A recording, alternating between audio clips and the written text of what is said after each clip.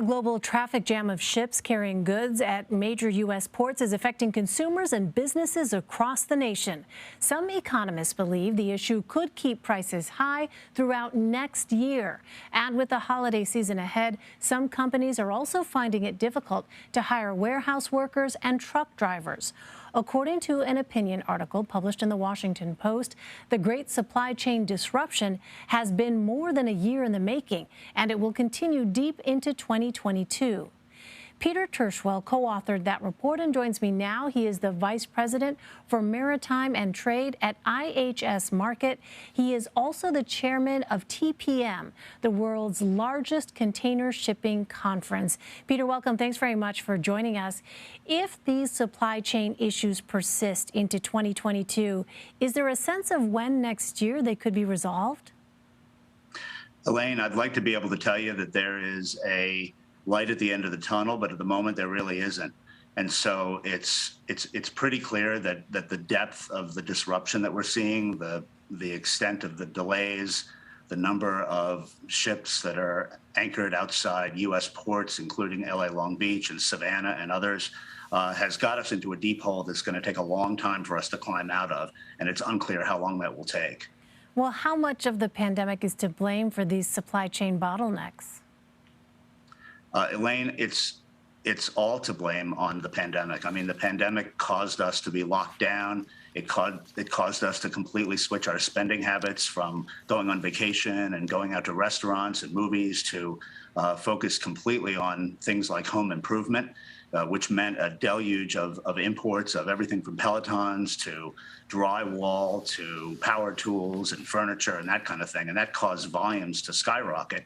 And the other thing that the pandemic caused was a huge shift in our spending patterns from brick and mortar stores to e-commerce. And when that happened, it meant that the distribution centers all filled up. As we point out in the article, the e-commerce saw 5 to 7 years of growth in 1 year, and the distribution center capacity wasn't up to it. And of course, as we know, e-commerce goods move through distribution centers and from there onto our stores. So this is entirely pandemic driven, and that's the reality of it.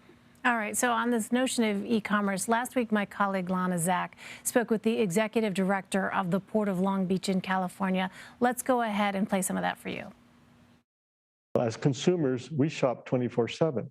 We shop online, whether it's 10 p.m. from your home or 4 in the morning. So part of this factor is the elevated consumption or demand by consumers here, particularly in the United States. We have anywhere from a double-digit 14 to 15% increase in retail sales, and again, 20% increase in the use of e-commerce, specifically online. So, Peter, you talked about how consumer buying behavior during the pandemic really shifted and affected the supply chain. Is there a sense now of the supply chain itself undergoing some kind of adjustment based on what we've seen happen during this pandemic, in the event that some of these buying habits are here to stay? Well, Elaine, I would say that it's a little bit too early for that. We don't really know what the long-term impact of this is going to be. For example, up until the pandemic, we saw very little reshoring, very little near sourcing, that type of thing. It was all in the headlines, but it wasn't really in the data at all. And so whether we're going to see any significant change in long-term sourcing, long-haul supply chains, the likes of which we see right now, it's a little bit unclear. I think that what everybody really is focused on right now is digging us out of the bottlenecks right now. We heard from Mario Cordero there, who leads the Port of Long Beach, and the Port of Long Beach and the Port of LA are facing a huge crisis right now because they can't get containers off of their docks. And when they can't get containers off of their docks, they can't allow more ships in. And that's the reason why, as of the other day, there were nearly 80 container ships anchored or drifting off the Port of Los Angeles and Long Beach, which is a number of ships that we've never seen in all of the history of container shipping, which goes back to the 1950s. Can I ask you, though, Peter, while I have you, this notion of other ports perhaps opening up. I know, for instance, the state of Florida talked about how they've got some capacity and they could potentially relieve some of the bottlenecks that are happening at other places around the country. Is that an actual viable solution from your perspective, or do the other logistics involved in the supply chain make it sort of not so easy to just shift some of those ships that are out there and those container ships that are out there over to other ports that might have more capacity? I mean, on the margins, there might be some opportunities. There are a number of ports in the U.S. that are smaller ports. The Port of Miami is a fairly major port, but there are many others that are smaller. And the fact is that they do have capacity.